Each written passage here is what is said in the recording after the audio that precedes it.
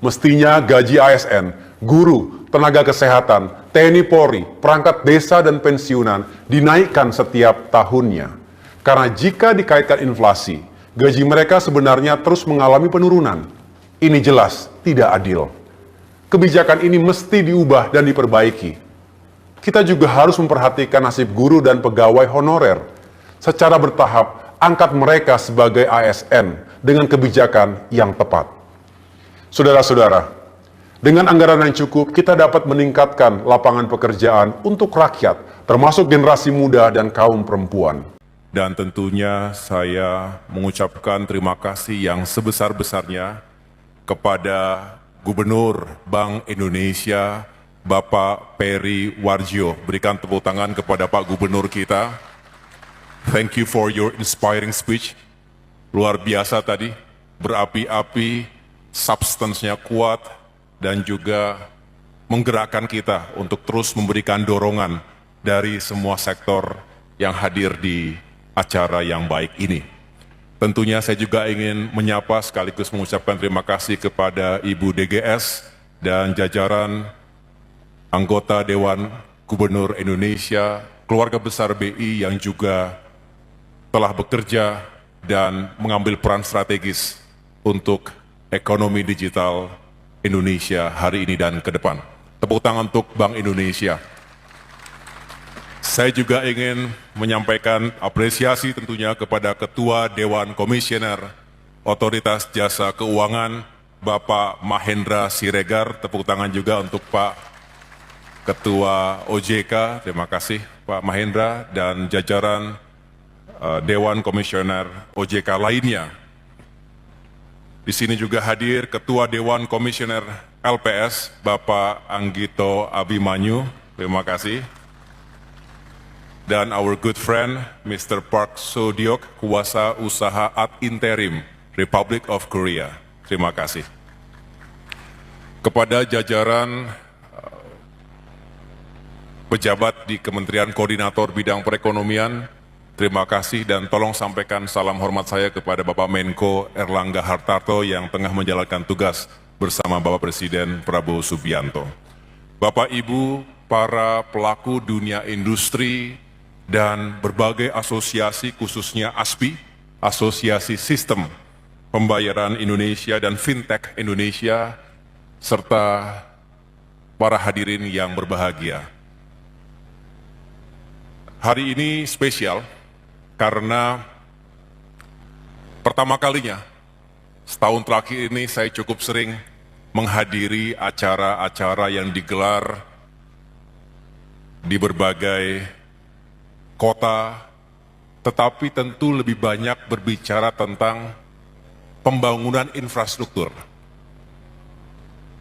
physical infrastructure, physical connectivity, konektivitas antar wilayah, dari Aceh hingga Papua 17.000 pulau, bicara bagaimana memperkuat sektor transportasi logistik, termasuk juga pembangunan berbagai infrastruktur dasar, dari mulai jalan, bendungan, irigasi, untuk memperkuat ketahanan pangan, belum lagi berbicara perumahan rakyat yang harus semakin affordable, yang layak, yang bisa hadir untuk masyarakat berpenghasilan rendah, hingga berbagai urusan terkait dengan pemerataan pembangunan di seluruh wilayah. Disparitas yang masih terjadi, terutama antara Jawa dengan luar Jawa, antara Barat dengan Timur Indonesia. Sehingga ketika mendapatkan undangan, staf saya menyampaikan ada undangan, dari mana? Gubernur Bank Indonesia. Wah, jarang-jarang ini Gubernur Bank Indonesia. Biasanya, apa nggak salah saya tanya begitu? Harusnya Menko Perekonomian, urusannya dengan Bank Indonesia. Setelah saya baca temanya juga khas, ini acara FECDI, Festival Ekonomi dan Keuangan Digital Indonesia, yang berkolaborasi dengan Indonesia Fintech Summit and Expo. Sekali lagi, ini harusnya Menko Perekonomian. Coba jangan sampai salah begitu. Ternyata setelah kita telaah, justru ini semua ekosistem ekonomi digital dan keuangan digital ini membutuhkan dukungan penuh dari infrastruktur di seluruh wilayah. Setelah saya meyakini diri sendiri, barulah saya menjawab saya akan datang. Dan insya Allah, dan saya hari ini hadir bersama Bapak Ibu sekalian, terima kasih. Ini sebuah kesempatan yang begitu baik, oleh karena itu saya mengucapkan selamat dan sukses kepada Bank Indonesia, kepada OJK, kepada Kemenko Perekonomian, dan semua mitra strategis yang telah menghadirkan acara Fintech. Saya ulangi, acara FECDI dan IFC ini.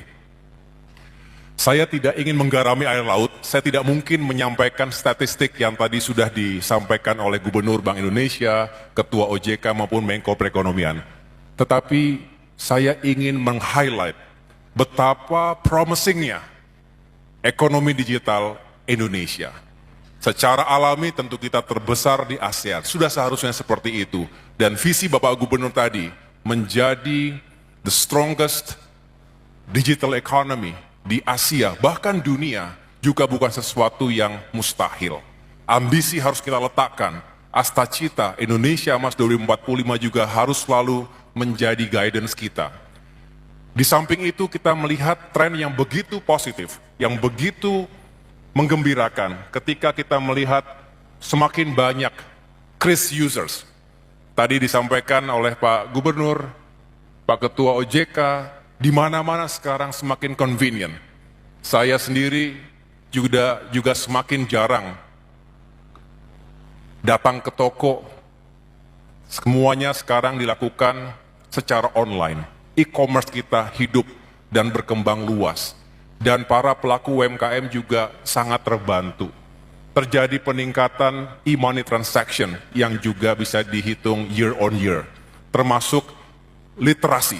Ini penting sekali, semakin banyak kalangan masyarakat kita yang juga semakin memahami benefit dari e-commerce, benefit dari digital finance and economy. Bapak Ibu sekalian, kembali ke basic. Kita harus petakan apa saja yang menjadi opportunity. Tadi Bapak Gubernur sudah menyampaikan bahwa selalu ada trade-off-nya.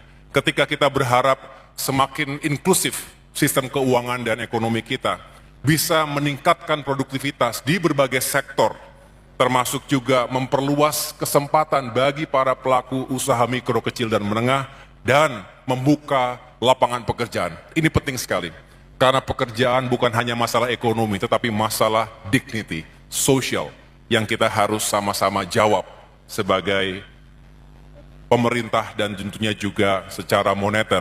Bank Indonesia, OJK juga mengambil peran yang sangat strategis. Tetapi masih terjadi digital divide.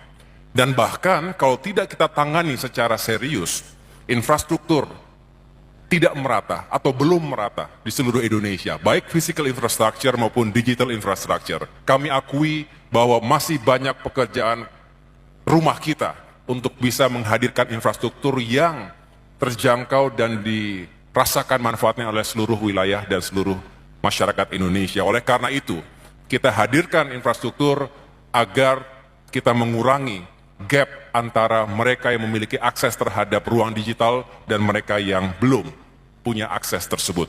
Dan last but not least tentu bicara tentang data security, privacy. Setiap kecepatan, speed and scale pasti ada trade-off-nya, yaitu privacy security. Kita selalu bertanya-tanya, lebih mending mana kita menjaga itu semua dengan kecepatan yang kita nikmati, tetapi kita sulit ketika serba cepat, serba mudah, serba real time, kemudian tiba-tiba menjadi terhambat, terganggu, kita pasti akan berontak, kita akan resist. Oleh karena itu pilihannya hanyalah memperkuat sistem pengamanan. Data security, ini penting sekali.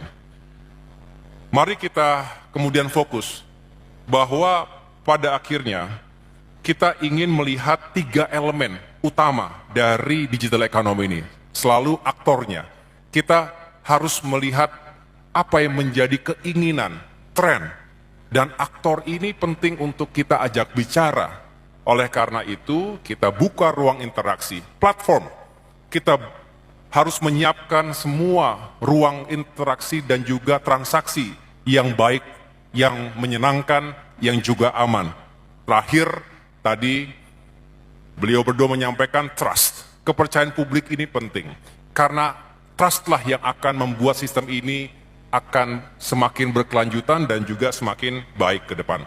Bapak Ibu sekalian, secara umum kita berbicara infrastruktur untuk meningkatkan ekonomi digital dan keuangan. Oleh karena itu, marilah kita lihat aspek-aspek apa saja. Yang jelas kita membutuhkan reliable digital network. Ini juga harus kita kawal dan tentu tidak murah. Ini harus kita bangun dengan baik.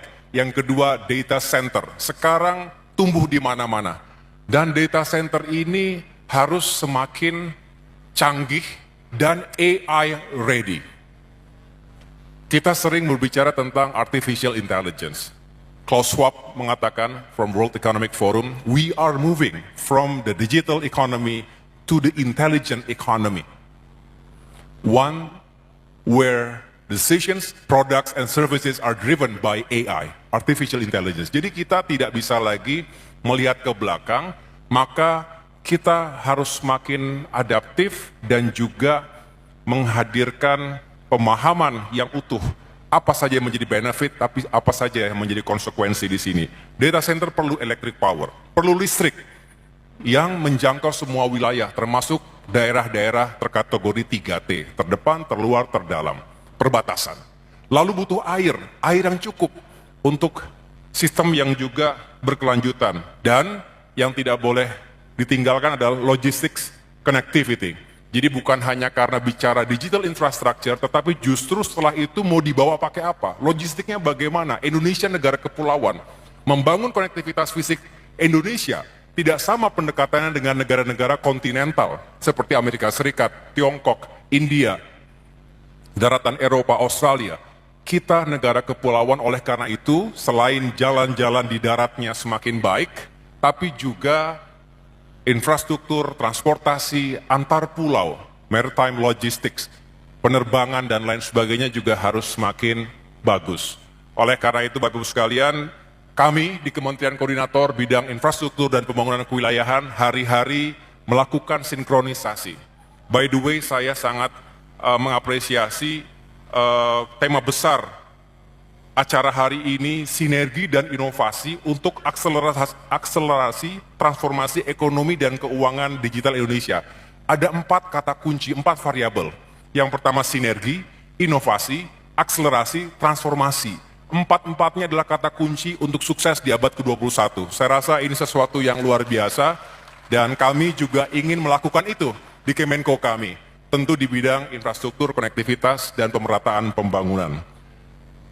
Yang berikutnya ingin saya sampaikan adalah 3 strategi menuju Indonesia yang semakin maju tadi. Bapak Presiden Prabowo Subianto seringkali mengingatkan kepada kita bahwa memperkuat infrastruktur itu sama saja memperkuat backbone dari transformasi ekonomi. Tentu infrastruktur yang berdampak, termasuk nomor 2 adalah memperkuat digital and financial literacy. Kita berharap selain infrastrukturnya semakin baik, literasi masyarakat kita juga harus semakin baik. Agar kita punya daya saing, agar tidak tertinggal dengan bangsa-bangsa sekitar kita. Singapura luar biasa, maju sekali.